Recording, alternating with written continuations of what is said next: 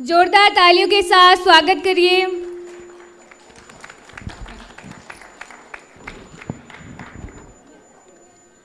मैं निवेदन करूँला आगे मारा मंचरा मंचस्थ महानुभाव जका मंच माथे पधारी और मंत्री शोभा बढ़ाई कौशल्या जी बैठा है। आप सगलान दिख रहा है, आप तालियां कंजूसी कर रहा हो तो आप भी गलत को नहीं।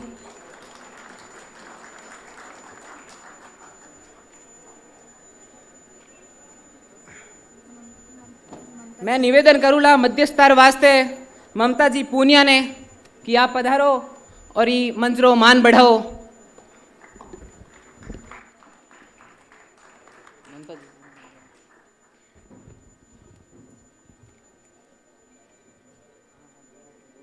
ममता पूनिया सोशल मीडिया की दुनिया में हाल ही में बहुचर्चित विधा है। पॉडकास्ट में अपनी विख्यात पहचान बना चुकी है। ममता जी पूनिया मूलतः राजस्थान के हनुमानगढ़ जिले से आती है।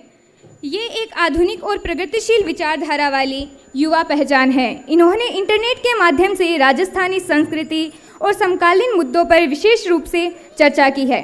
पॉडकास्ट की दुनिया में ममता जी का कंटेंट हमेशा चर्चा में रहा है, जिसका मुख्य कारण इनका कुशल विषय चयन, प्रसिद्ध हस्तियों का आगमन और इनका कुशल विषय चयन और कम्युनिकेशन स्किल है। इसी के साथ मैं मंच पर आमंत्रित हुए दोनों अतिथियों का जोरदार तालियों के साथ स्वागत करना चाहूँगी। तहे दिल से धन्यवाद इनका स्टेज पे आने के लिए। इसी के साथ मैं अपना मंच संचालन छोड़ती हूँ ममता पूनिया के हाथों में। हेलो,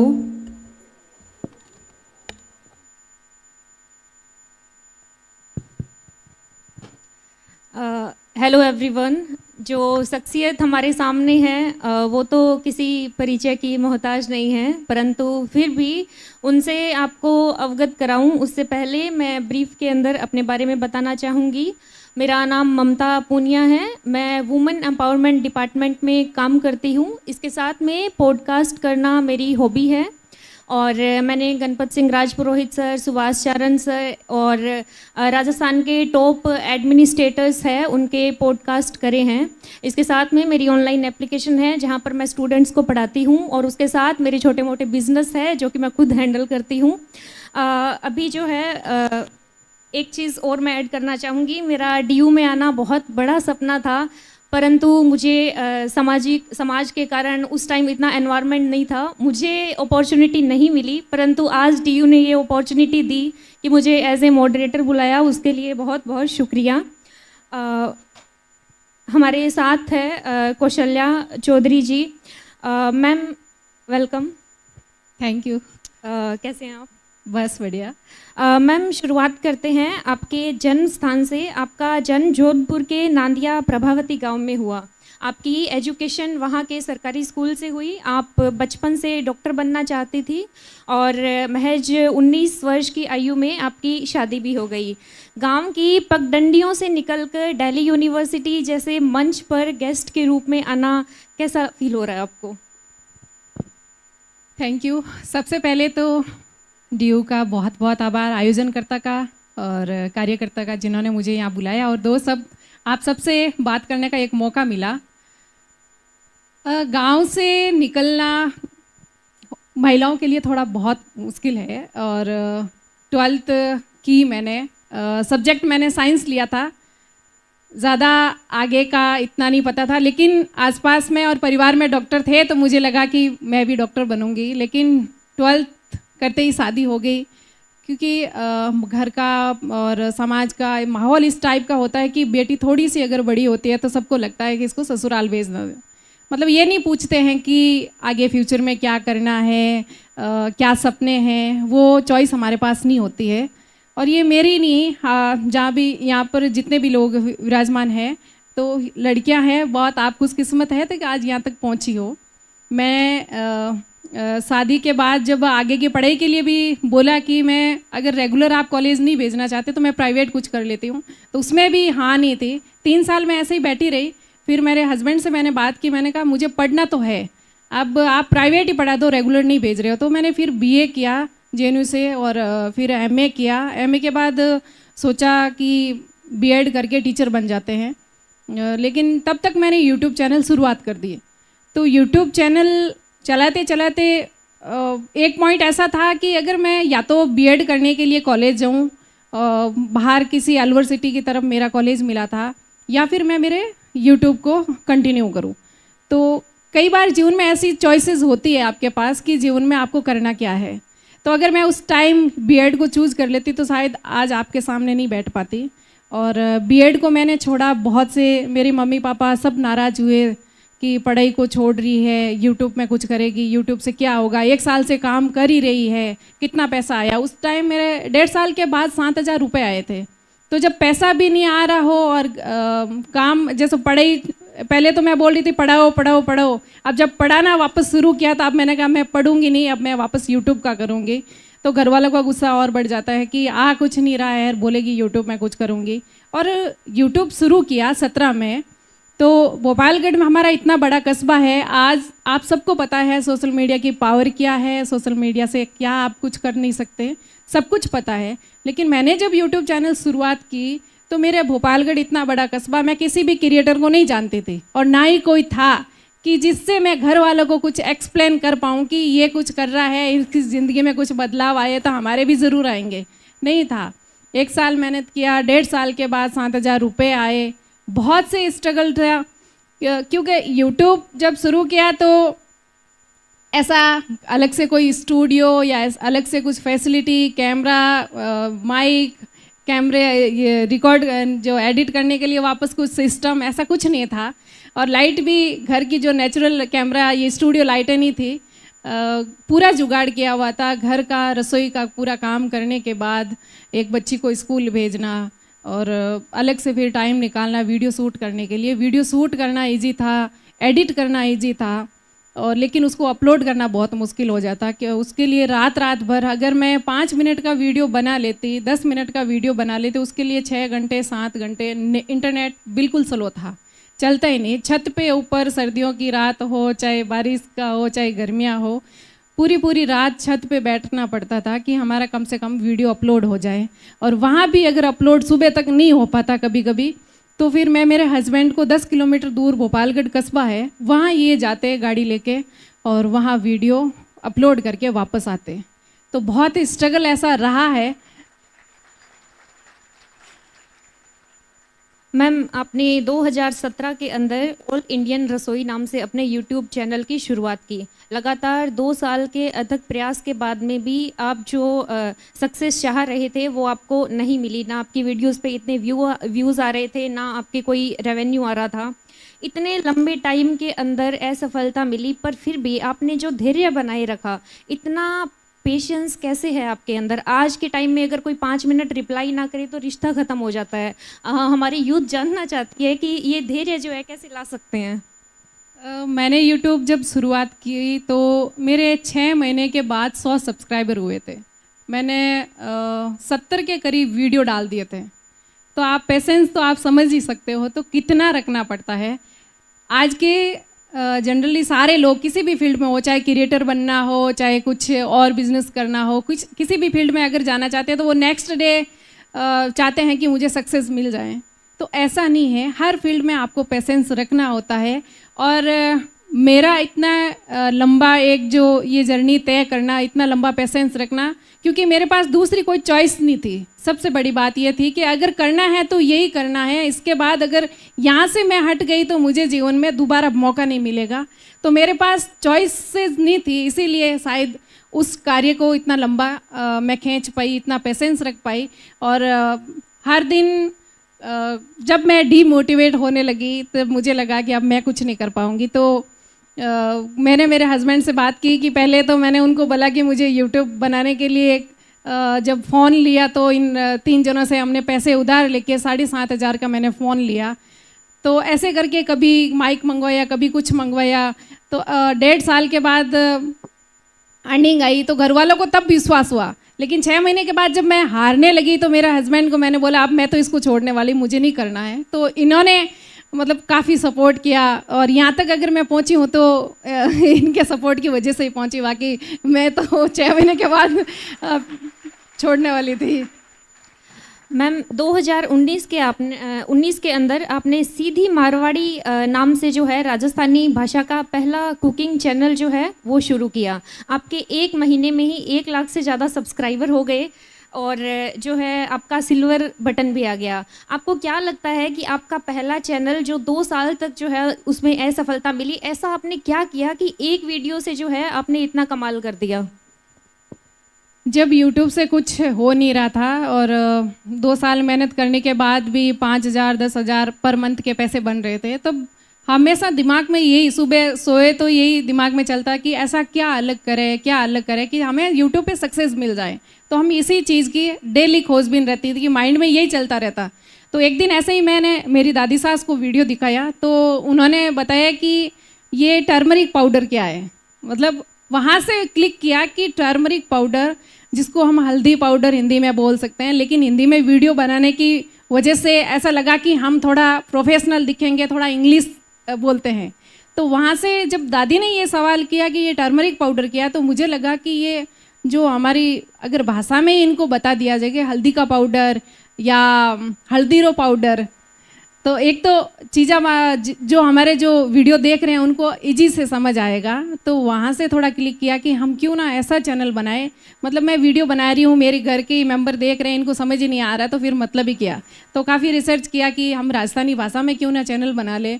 1 महीने के बाद नाम डिसाइड किया, बहुत टाइम लगा, ऐसे खुद को प्रिपेयर किया कि अगर राजस्थानी भाषा में बोलने लग गई, क्योंकि पहले से मैं इंग्लिश और हिंदी बोल रही हूँ, अब एकदम से आलो आप खानो बनावा तो लोगों का रेस्पॉन्स कहीं हो। तो बहुत डर रहा था, हिम्मत करके सामने आए। लेकिन जब प्लेटफॉर्म लॉन्च किया और काम करना शुरू किया, रेसिपी डाली, वीडियो डाले, तो लोगों का ना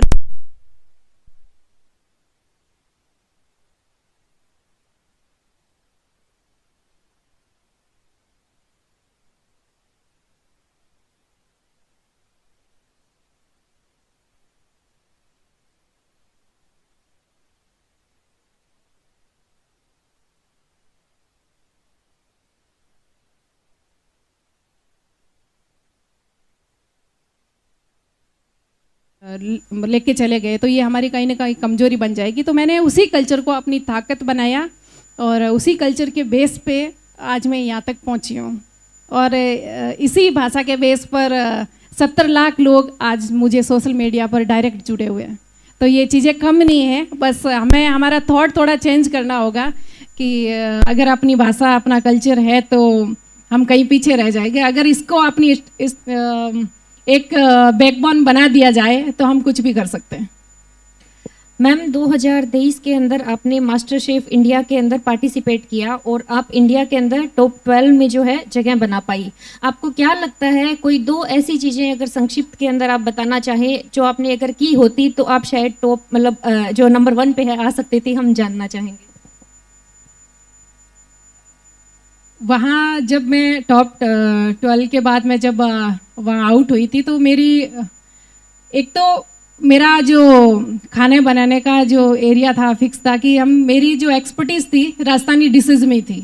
अगर वो इतना बड़ा प्लेटफॉर्म है कि वहाँ नेशनल इंटरनेशनल क्विजीन आपको आनी चाहिए, मतलब उसके बारे में नॉलेज होना चाहिए। प्लस मैंने जब मेरे वहाँ से मैं आउट हुई तो मैं इस बेस पे हुई कि जो मेरी टास्क था लास्ट का, तो उसमें मॉक मीट बनाना था।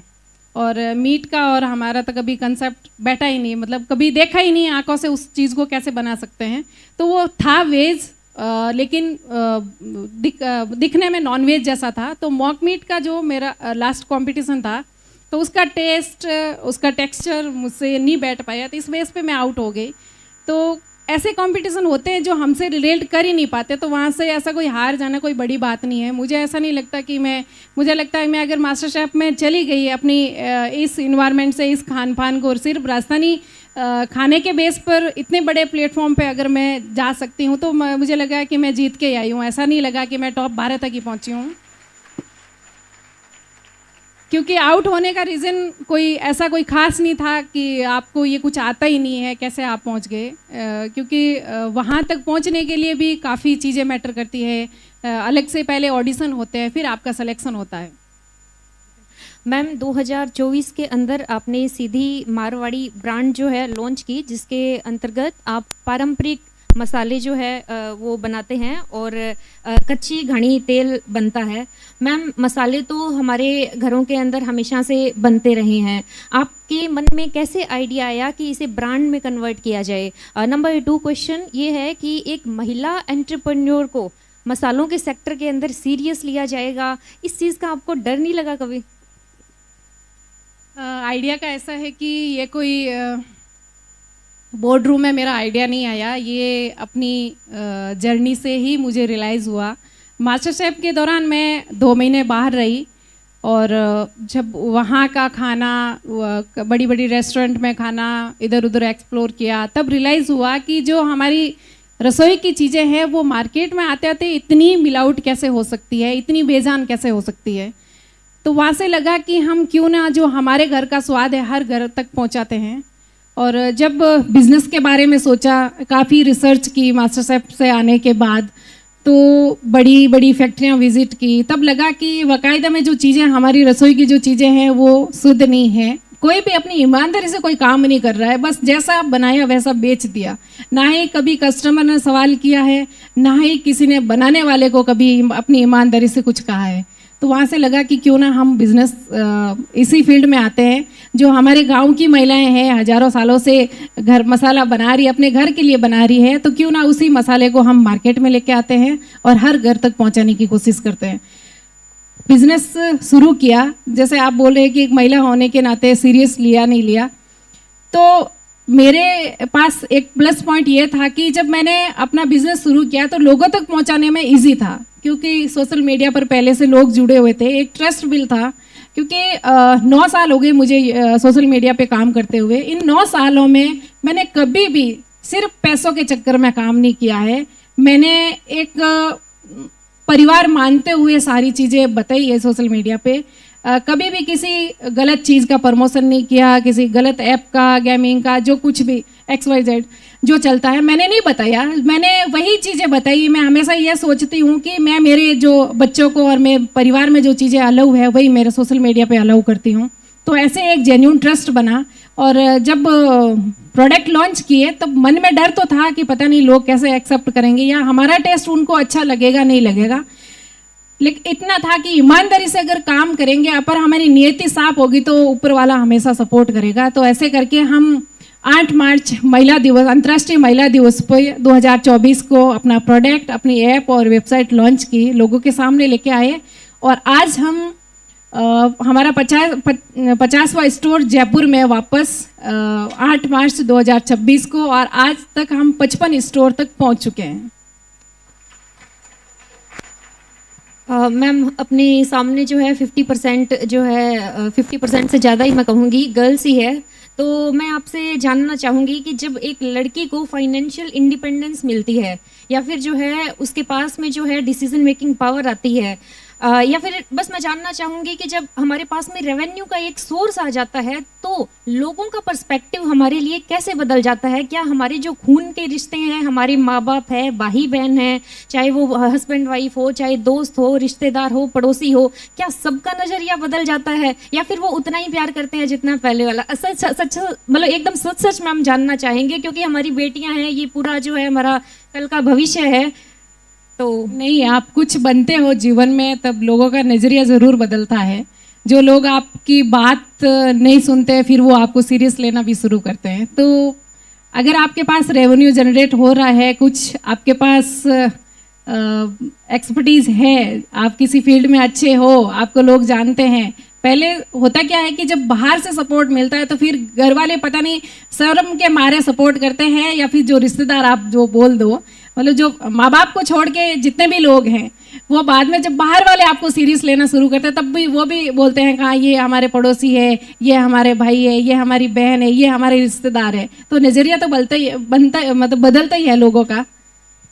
ठीक है मैम, मैं कुछ ऑप्शंस देना चाहूँगी आपको, एक चूज़ करना है।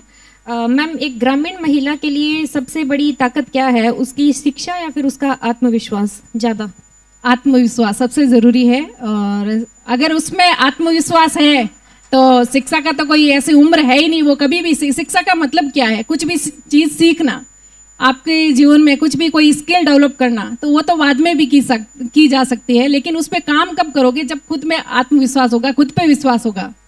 मैम, घूंघट एक लड़की के लिए क्या है, एक बाधा या फिर एक मर्यादा? मेरे नज़रिए से मैं देखूं तो मर्यादा है। बाधा, अगर बाधा होती तो मैं आज यहाँ नहीं होती। मैम, लेकिन आपके यहाँ होने में घूंघट का क्या योगदान? मैम, क्या होता है ना कि जब कोई महिला सशक्त होती है ना, तो हजारों महिलाएं उनकी ओर बहुत उम्मीद से देखती है। उन्हें लगता है कि वो हमारे लिए आवाज़ उठाएगी।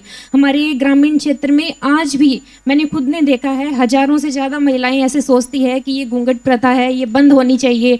पर क्या होता है ना कि कोई उसके लिए आवाज़ नहीं उठाता है, क्योंकि जो महिलाएं सशक्त हो जाती है ना, वो भी सोचती है कि अगर मैंने घूंघट प्रथा के खिलाफ कुछ शब्द बोला तो कुछ तबका जो है वो जरूर आएगा और कहेगा कि देखो देखो हमारी संस्कृति के अगेंस्ट जा रही है।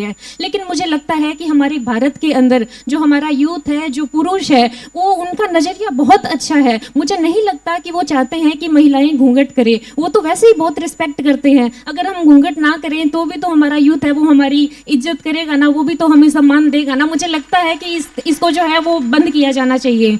चाहे अभी जो है मेरी कितनी भी आलोचना हो, still I would say that. Ma'am, एक चीज़ मैं जानना चाहूँगी कि आपको ज़्यादा मजबूत किसने बनाया, समाज के तानों ने या फिर जो है आपका, अच्छा वो तो सेम हो गया, आत्मविश्वास? ओके। मैम, आप क्या जो कहाँ पर है आपको ज़्यादा सुकून महसूस होता है, किचन की चार दीवारी में या फिर कहूँ घर की चार दीवारी में, या फिर जो आपका ऑफिस का कैबिन है उसमें? ऑफिस के कैबिन में। मैम, महिलाओं के लिए सबसे बड़ा गहना क्या है, सोना चांदी के जो है ज्वेलरी या फिर उसका हुनर और कॉन्फिडेंस? उसका कॉन्फिडेंस उसका असली गहना है।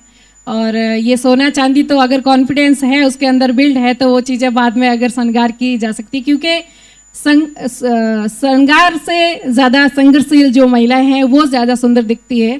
श्रृंगार करने से तो बैठ सकते हैं बाकी। ठीक है मैम, गांव की बेटियों के लिए या फिर शहर की बेटियों के लिए एक क्या आप सलाह देंगे, शादी या फिर करियर? पहले क्या? करियर जैसे कई चीज़ें, मतलब मैं मेरे नज़रिए से बताती हूँ। हमारी जो परंपराएं हैं, हमारे संस्कार हैं, हमारे रीति रिवाज है, तो कई चीज़ें हैं जो टाइम से हो जानी चाहिए। मेरी शादी 19 वर्ष में हुई और करियर मैं शादी के बाद ही मेरा बना है। तो कई मानते हैं कि आपकी फैमिली अच्छी रही, आपको परिवार अच्छा मिला। हो सकता है ये भी है कि मुझे मेरा परिवार अच्छा मिला, हस्बैंड, मेरे सास ससुर सपोर्टिव मिले। और कई बार होता है कि कई महिलाओं में टैलेंट होता है, बहुत कुछ कर सकती हैं, लेकिन उसका परिवार और समाज कहीं सपोर्ट नहीं कर पाता है, तो फिर वो कहीं ना कहीं गुम हो जाती है। सारी चीज़ें मैटर करती है कि शादी की भी एक उम्र होती है। आप 40 साल के बाद 40 साल तक आप करियर बनाने में लगे हो और उसके बाद सोच रहे हो शादी करेंगे, एक ग्रस्त जीवन हम स्टेबल जो हमारा ग्रस्त जीवन हम उसको बनाएंगे, तो फिर वो पॉसिबल नहीं है। क्योंकि होता क्या है कि जब हम 40 साल तक दुनिया को हम देख लेते हैं तो फिर परिवार अच्छा नहीं लगता, फिर लगता है कि ऐसे ही रहें। और ये चीज़ें अगर एक टाइम से हो जाएं, फिर उसमें हमारा क्या मन लग जाता है, हमारे बच्चे हो जाते हैं, एक सास ससुर से, हस्बैंड से और परिवार के दूसरे सदस्यों से एक रिलेशन बिल्ड हो जाता है, तो कहीं ना कहीं वहाँ भी हम फिर स्टेबल रह पाते हैं। तो सारी चीज़ें हैं कि एक टाइम से हो जाए तो बेटर है, करियर भी है और शादी भी है। जी मैम, आपकी शादी 19 वर्ष की आयु में हुई। मैं बस आपका पर्सपेक्टिव जानना चाहती हूँ, वो सही उम्र जो आपकी नज़र के अंदर आपको लगता है कि ये शादी की उम्र होनी चाहिए? गवर्नमेंट की जो गाइडलाइन है 18 से 21 वर्ष, तो इस बाकी अपनी मन से कभी करो। मैम, लोग आपको किस रूप में जो है जाने, एक सफल बहू या फिर एक सक्सेसफुल एंटरप्रेन्योर? दो में से एक को चूज करना हो तो क्या होगा? जी, एक सफल बहू या फिर एक सक्सेसफुल एंटरप्रेन्योर, एक चूज करना हो तो? अभी तो सक्सेसफुल एंटरप्रेन्योर के रूप में जाने तो बेटर है। और सफल बहू मैं रही हूँ तभी तक आज, क्योंकि हर रिश्ते को अगर हम विश्वास में ले लेते, एक महिला को आगे बढ़ने के लिए सबसे ज़्यादा ज़रूरी क्या है? उसको कोई कॉम्प्रोमाइज़ करना या फिर किसी से शर्त मनवाना ये ज़रूरी नहीं है। सबसे ज़रूरी है कि परिवार को आप अपने ऊपर भरोसा बनाइए। अगर परिवार का भरोसा आपके साथ बिल्ड हो गया, वहाँ से अगर आपको सपोर्ट मिल गया, तो सारी चीज़ें धीरे धीरे बाद में तो होती जाती है। तो मैंने पहले सास ससुर का, पति का भरोसा जीता, उसके बाद मैंने मेरे सपने उनके सामने रखे तो वो मना नहीं कर पाए। अगर उनको मेरे पर ट्रस्ट ही नहीं होता तो शायद मैं आगे नहीं बढ़ पाती, या फिर वहाँ घर से निकलना भी मुश्किल हो जाता है, क्योंकि घर वालों को विश्वास में लेना बहुत ज़रूरी है, वहाँ से हमारा सपोर्ट आना बहुत ज़रूरी है। मैम, एक क्या वजह है कि आपके हस्बैंड जो है आपको इतना सपोर्ट करते हैं? क्योंकि बहुत सारी महिलाएं हैं, उन्हें तो क्या कहते हैं शादी के टाइम कि हम आपको, जो आपकी बेटी को है हम पढ़ाएंगे, घर में तो हमारे कोई काम ही नहीं है, ना के बराबर है, हमारे तो नौकरानी लगी हुई है। जैसे ही शादी होती है ना, वो कहते हैं नहीं नहीं हम कमा रहे हैं ना, कहाँ कमाने की जरूरत है। आपको कैसे, मतलब भरोसा जीतने के क्या तरीके हैं? हस्बैंड सपोर्टिव क्यों नहीं होते हैं? उन्हें क्यों लगता है कि अगर ये जॉब लग गई तो हमें ही सबसे पहले छोड़ेगी? मतलब इतना डर का माहौल क्यों है मर्दों में, जानना चाहते हैं। शायद इसीलिए कि वो कहीं हमसे आगे ना निकल जाए। और मेरे हस्बैंड का सपोर्ट, परिवार वालों का सपोर्ट, होता क्या है कि सारी चीज़ें ऐसे नहीं हम लड़ के कुछ छीन के काम करवा लेंगे या मनवा लेंगे, वैसा नहीं होता है। घर में, परिवार में, कहीं भी कोई भी रिश्ते में हो, कुछ भी चीज़ अगर सही है गलत है उसको समझाना है या खुद को कुछ करना है तो आपको एक बॉन्डिंग बनानी होती है, वहाँ लड़ना नहीं होता। ये समझना हमें पड़ेगा कि हम कैसे उनसे बात करेंगे, किस माइंडसेट से बात करेंगे तो हमारा वो सपोर्ट करेंगे। शुरू में जब सगाई जब मेरी तीसरी क्लास में होगी, मेरे नाना ने सगाई की थी। ऐसा नहीं है कि मेरे पास चॉइसेस थी कि बेटा ये फ़ोटो है देख लो, इससे शादी करनी कि नहीं करनी, वैसा कुछ नहीं था। तो जहाँ नाना ने फिक्स कर दिया वहाँ जाना ही जाना है, आपके पास कोई दूसरी चॉइस नहीं है। और मेरे मम्मी पापा भी नहीं बोल सकते कि वहाँ बेटी को नहीं भेजेंगे। तो सगाई वैसे हो गई, शादी 19 वर्ष में हुई। तो यही था कि मैंने जब मेरे मम्मी को देखा, नानी को देखा कि वो कैसे अपने जो काम कैसे करवा लेती है, तो वहाँ से लगा कि हम परिवार को अगर भरोसे में ले लेंगे, उनको अगर साथ लेंगे तो हमारा कभी कोई काम नहीं अटकेगा। तो मैंने जब भी बाद में पढ़ाई का मैंने बोला तो भी वो पढ़ाई भी मेरी जारी करवाई, और यूट्यूब का मैंने कहा तो इसमें भी मुझे आगे बढ़ने का मौका मिला।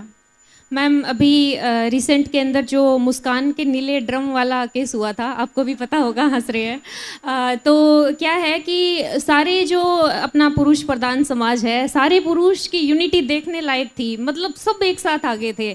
मैम, महिलाओं पर तो सदियों से ये अत्याचार होता है, उनको तो जिंदा जला देते हैं तो भी कोई बात नहीं करता है। आपको नहीं लगता कि जो महिलाएं बहुत बड़े मंच पे है, प्लेटफॉर्म पे है, उनको ये जो है जो आवाज़ उठानी चाहिए, चाहे वो रेप के केसेस हो, चाहे वो जो है मैरिटल रेप हो, चाहे वो एसिड अटैक का मामला हो। हमारी बेटियां जो है कहीं ना कहीं कमज़ोर पड़ जाती है इस कारण कि उनके मुद्दों को जो है वो नहीं उठाया जाता। आप इस बारे में क्या मानती हैं? मेरा मानना है कि जितने भी समाज में, देश में अपराध है वो सरकार नहीं रोक सकती, उसके घर के संस्कार ही रोक सकते हैं। अगर बेटे की और बेटे की परवरिश जो ऐसे परिवार में हुई है जहाँ संस्कार का बीज बोया जाता है, वो बच्चा अपने जीवन में कभी भी ऐसी गलतियाँ करने के बारे में सोच भी नहीं सकता।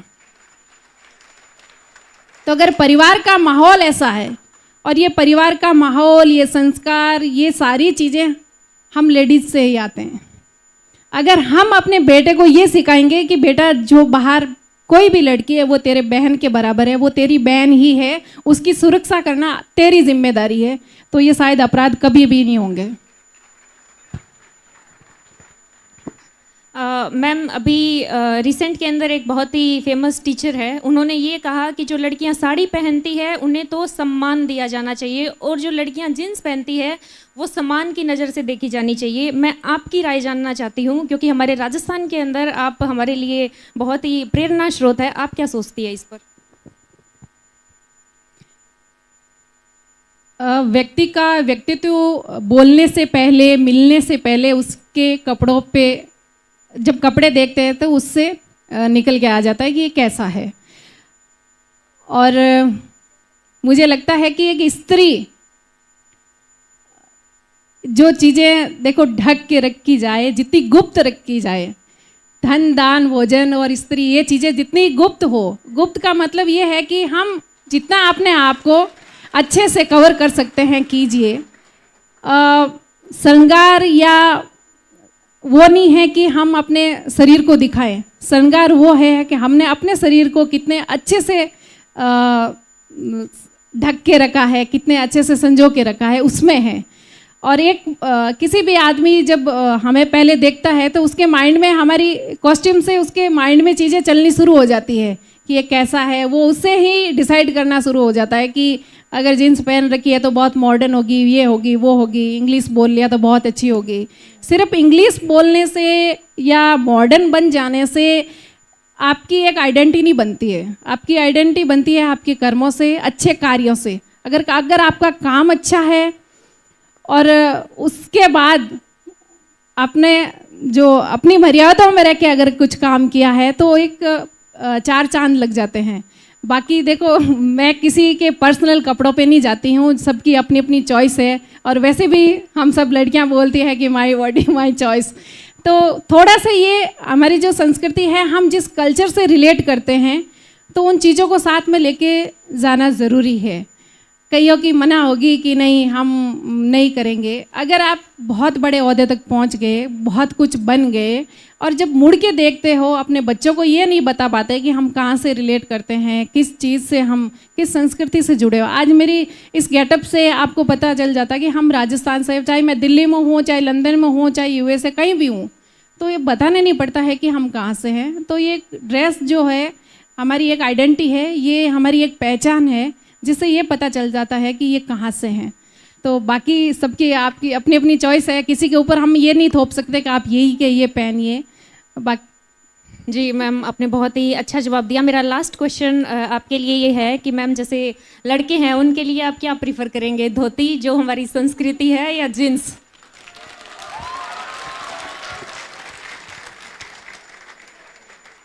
क्योंकि अभी आपने बताया कि जीन्स को है देख के ऐसे लगता है कि ये तो बहुत मॉडर्न है, तो लड़के तो सभी जीन्स में बैठे हैं यहाँ पे।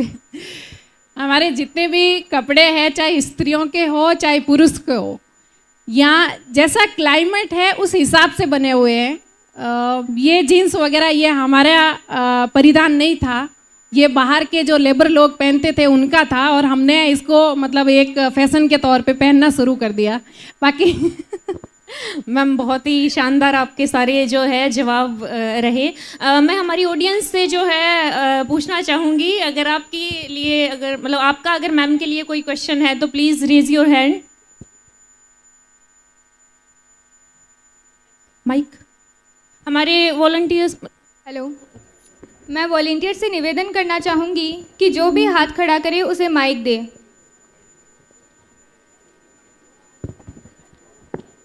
महावीर पीछे।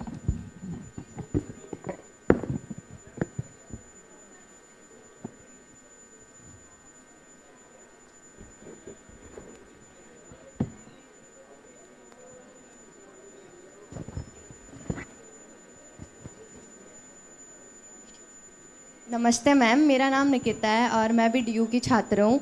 मैम, आपने काफ़ी सारी चीज़ें बताई और काफ़ी अपने अपने ओपिनियन रखे, और मानती हूँ कि आपने अपने पॉइंट ऑफ व्यू से बातें करी। बट मैम, कहीं ना कहीं ऐसी चीज़ें हैं जो हर लड़की को ऐसा फील होता है कि ऐसा नहीं होना चाहिए। आपने बात करी कि संस्कार की, कि बच्चे को, लड़की हो या लड़का, दोनों को घर से संस्कार का बीज बोया जाता है।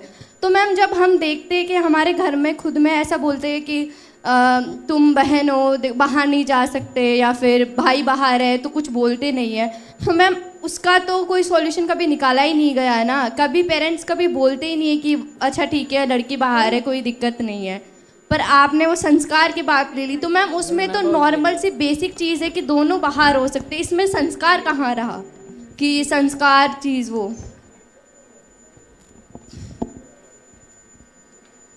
हमारे समाज में या फिर हमारे धर्म ग्रंथों में ऐसा बोला जाता है कि महिला जो है एक घर का मान सम्मान है, एक इज्जत है, उसके तौर पे देखा जाता है। और लड़कों को मतलब महिलाओं को एक खरे सोने की तरह देखा गया है, तो और लड़के को एक लोहे की तरह। अगर लोहा कहीं बाहर पड़ा है, बारिश हो रही है, जंग पड़ा है, ऐसे फेंक सकते हैं, रख सकते हैं, लेकिन सोने को हम कभी भी बाहर नहीं फेंक सकते। उसको एक सुंदर से बैग में रखे, फिर एक सिक्योर जगह पे रखते हैं। और जितनी जिम्मेदारी एक महिला के ऊपर होती है, अगर पुरुष से थोड़ी बहुत ऊपर नीचे बात भी हो जाती है, गलती भी हो जाती है, तो समाज में उस चीज़ को ज़्यादा नहीं लिया जाता है। लेकिन एक महिला जब कुछ गलती करती है तो उसकी आँच 2 परिवार पे सीधा इफेक्ट करती है। तो ये सोच है, थिंकिंग है, इसी वजह से सोचा जाता है कि अगर महिला के साथ कुछ कल को हो गया तो उनका जो कल को जो ब्लेम आएगा दोनों परिवार पे आएगा, दोनों परिवार की इज्जत उसके हाथ में होती है, तो उसकी सुरक्षा की जिम्मेदारी का डर हो गया। तो कुछ ऐसी चीज़ें हैं हमारे समाज में, उस वजह से थोड़ा महिला को सुरक्षित रखना, उसको ऐसे इन्वायरमेंट में रखना कि हम घर परिवार के जो लोग हैं उसकी नज़र में रहे, वो उसकी नज़रों के सामने वो काम करें। तो इस वजह से हो सकता है कि मतलब ये इस टाइप के संस्कार की बात की जाती है। तो मैम आपको क्या लगता है कि चीज़ें कब तक नॉर्मल होगी कि ये संस्कार से रिलेट नहीं की जाएगी, फिर ये बेसिक होगा कि हाँ, आपको कब तक लगता है? अब जैसे जैसे एजुकेशन बढ़ रहा है और लड़कियां अपने आप को प्रूव कर रही है कि नहीं, घर का भाई नहीं बहन भी कुछ कर सकती है, उससे बेटर कर सकती है। तो ये अपने आप जब हम प्रूव करेंगे कि नहीं वो जितना वो कर सकता है उससे डबल मैं अपना काम कर सकती हूँ, उससे उस अपने आप को प्रूव करके बता सकती हूँ, तो शायद धीरे धीरे चीज़ें चेंज होगी। तो जैसे मेरे मम्मी को कभी जॉब के बारे में या फिर जो उस टाइम होती भी नहीं थी, अब मम्मी काम क्या करे, पशुओं को चराने का काम था वो किया, शादी हो गई, बच्चे हो गए। अब हमारे टाइम में थोड़ा पढ़ाई एजुकेशन आया तो हमारे माँ बाप ने पढ़ाया, अब जितना पढ़ाना था पढ़ाया। परिवार का माहौल ऐसा था कि बेटी की जल्दी शादी कर दो, 12th करते ही शादी हो गई। उसके बाद लगा मुझे कि मुझे कुछ करना है, तो मैं अपने सपने घर वालों के सामने रख पाई और काम कर पाई। अगर वो कैपेबिलिटी मुझ में होती कुछ एजुकेशन में भी आगे जाने की, तो शायद मैं उसमें कुछ अच्छा करती। अब मेरी आने वाली जनरेशन है, जैसे मेरे बेटा है, बेटी है, तो मैं उसको एजुकेशन ही फर्स्ट प्रायोरिटी रहेगी। और हमारे टाइम में इतना नहीं था कि बेटी पढ़े तो पढ़े, ना पढ़े तो ना पढ़े। उसका तो यही था कि जल्दी से जल्दी शादी करके और लड़के को जल्दी से जल्दी काम पे लगवाना है। बेटी के ऊपर ये प्रेशर नहीं रहता कि तुझे घर चलाना है, बेटों के ऊपर हमेशा से यही रहा है कि तुझे कमा के तुझे ही लाना है। तो इस वजह से फ्रीडम थोड़ी ज़्यादा दी होगी कि कैसे जैसे तैसे भी करके इसको बाहर जाना है, काम करना है, घर के लिए खाना पीना रहने की सुविधा अरेंज करनी है। तो वो महिलाओं के ऊपर वो प्रेशर न होने की वजह से भी एक हो सकता है कि इसको ज़्यादा बाहर जाने की ज़रूरत नहीं है। Thank you ma'am. Anyone question?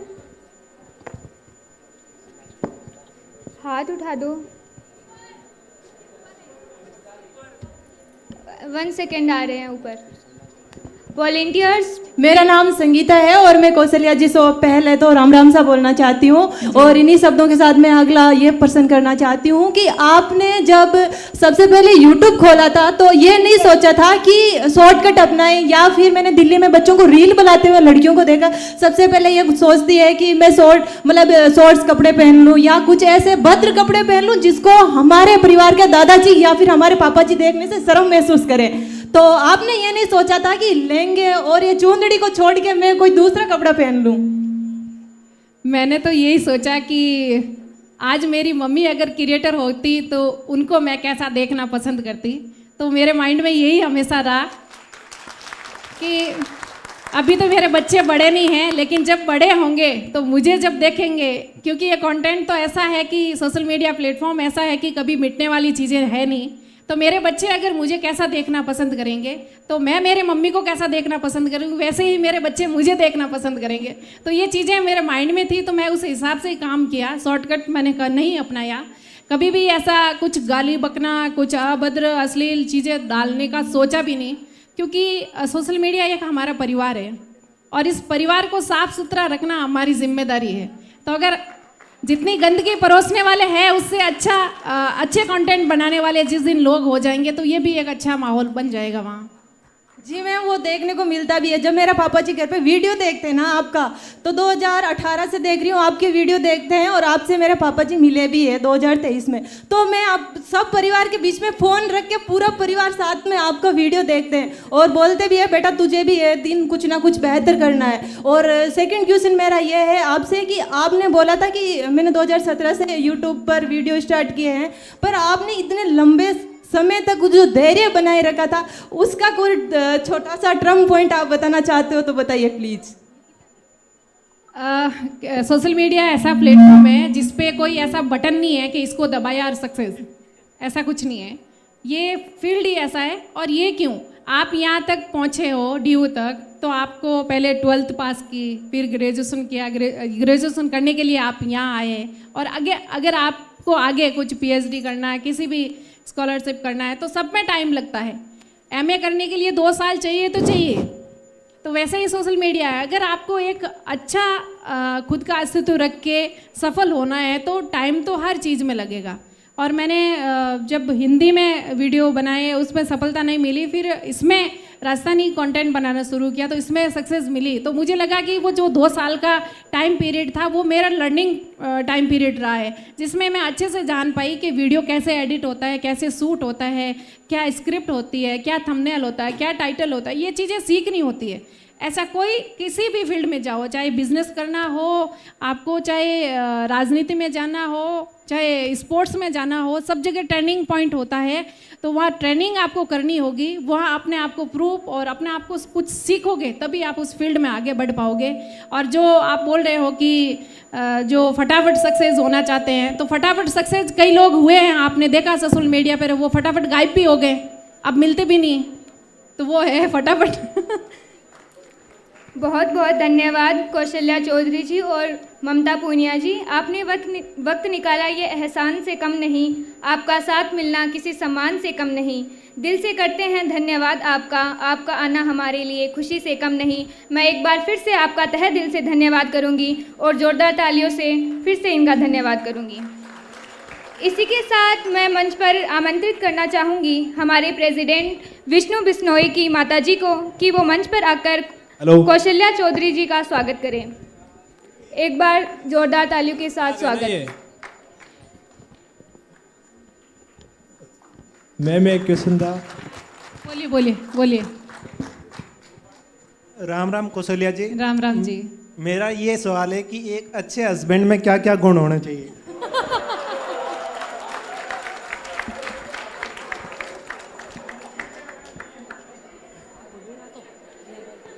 Sorry के मोड में मतलब अच्छे हस्बैंड के मुझे नहीं पता, लेकिन जो पत्नी जो बात बोले उसको मान लेना ही अच्छे हस्बैंड की पहचान।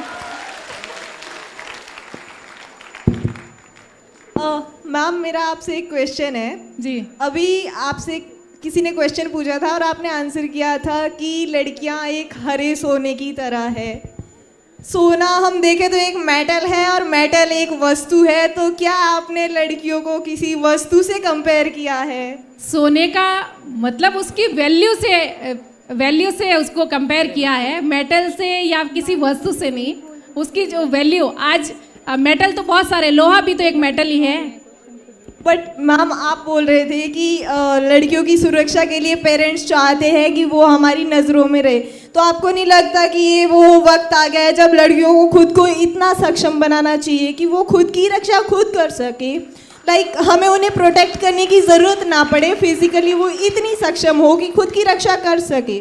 अगर अच्छे वाले कराटे आते हैं तो फिर रात को 2 बजे भी बाहर घूमिए, लेकिन अगर हम शारीरिक रूप से इतने सक्षम नहीं हैं कि अपनी सुरक्षा कर पाएँ और आसपास का इन्वायरमेंट अगर अच्छा हो गया तो फिर लड़कियों पे या फिर किसी पे ऊपर सवाल नहीं उठेगा। लेकिन हमारा इन्वायरमेंट ऐसा नहीं है कि माँ बाप चाह कर भी चीज़ों बेटी को नहीं छोड़ पाते। अगर इन्वायरमेंट अच्छा हो गया तो बेझिझक मैं खुद बोलती हूँ कि लड़कियाँ बाहर जा सकती है, कुछ भी कर सकती है, घूम सकती है।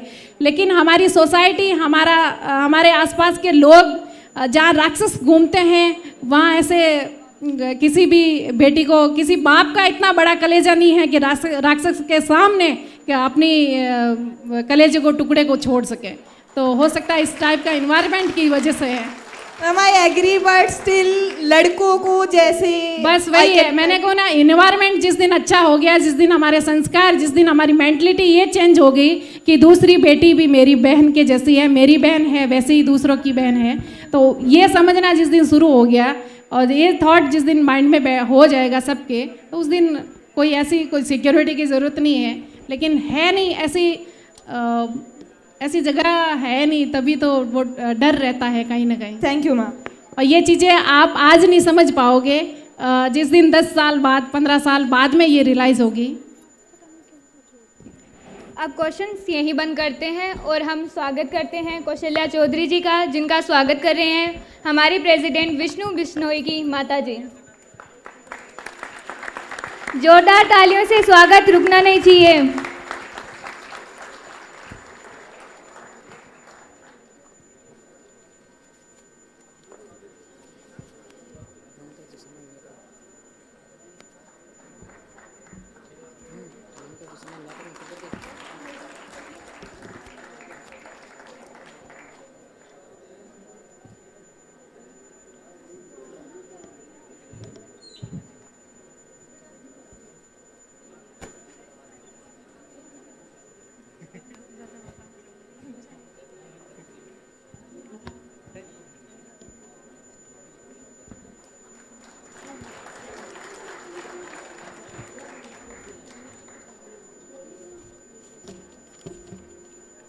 अब मैं ममता पूनिया जी के स्वागत के लिए बुलाना चाहूँगी प्रतिभा को। जब तक वो आ रहे हैं, मैं एक चीज़ का जवाब देना चाहूँगी। हमारे एक भाई ने पूछा था कि अच्छा हस्बैंड कैसा हो। मैं बताती हूँ आपको कैसा हो।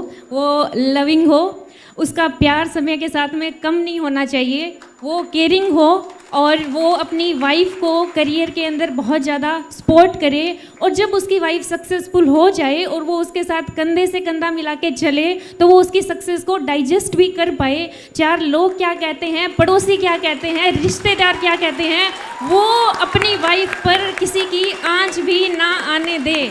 वो बस मतलब उसके बाहर जो है चार दीवारी की तरह खड़ा रहे, उसका इतना स्ट्रॉन्ग सिस्टम बने कि उसे दुनिया के अंदर कोई और इंसान नजर ही ना आए, उसे लगे कि बस जो है तू है, स्वर्ग भी यहीं पर है और सब तू ही है।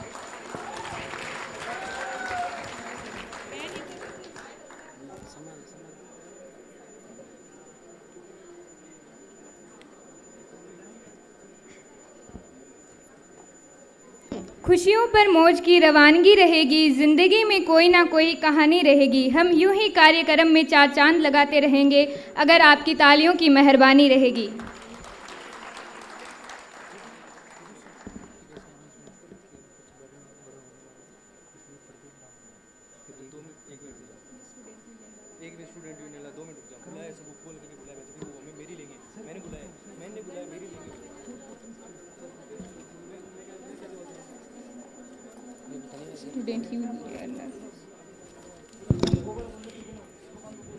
मैं बहुत बहुत धन्यवाद ज्ञापित करना चाहूँगा कौशल्या जी चौधरी और ममता जी पूनिया का कि आपने अपना अमूल्य समय निकालकर इस सभागार में मौजूद विद्यार्थियों को संबोधित किया।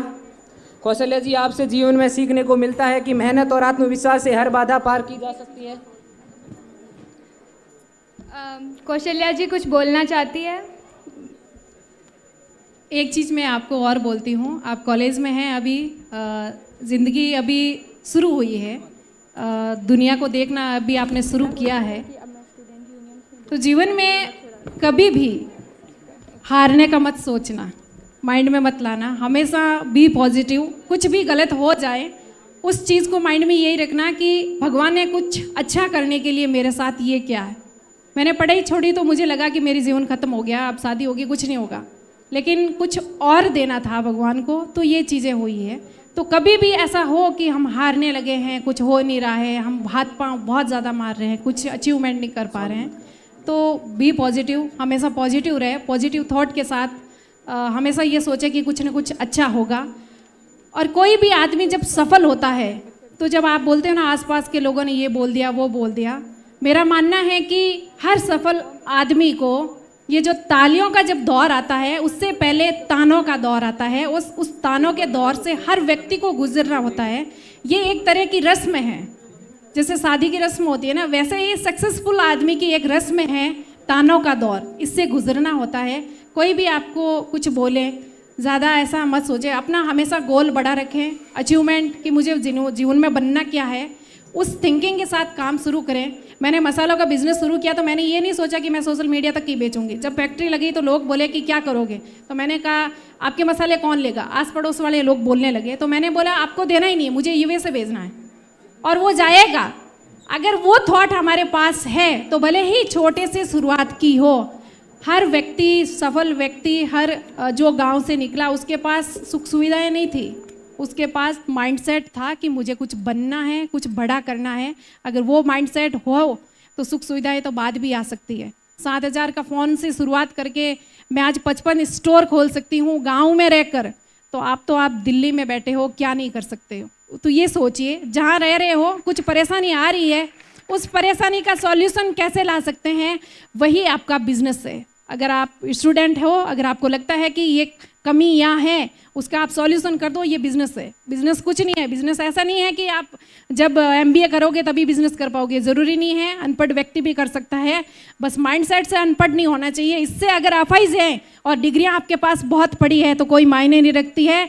अगर दिमाग से आप परिपक्व है, अगर ये अफाइज नहीं है, भगवान ने सबको मास्टरीज दी है, बस उसको चलाना कैसे है, अगर वो व्यक्ति ने सीख लिया है तो वही सफल होगा। बाकी माइंड तो सबके पास है, आपके पास अपना गोल के ऊपर मेहनत करने का जुनून आपके पास है तो ज़िंदगी में आप कभी हार ही नहीं सकते। हो सकता है एक बार फेल, 2 बार, 10 बार, 100 बार, लेकिन जीतेंगे ज़रूर। तो ये माइंड में ज़रूर रखना।